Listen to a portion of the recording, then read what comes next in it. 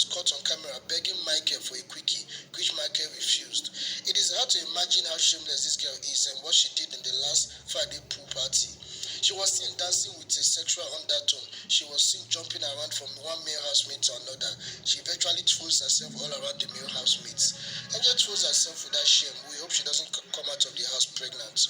Well, watch this video and see what she does without missing any other further word. Please, at the end of this video, please don't forget to like and subscribe to my channel. Thank you very much.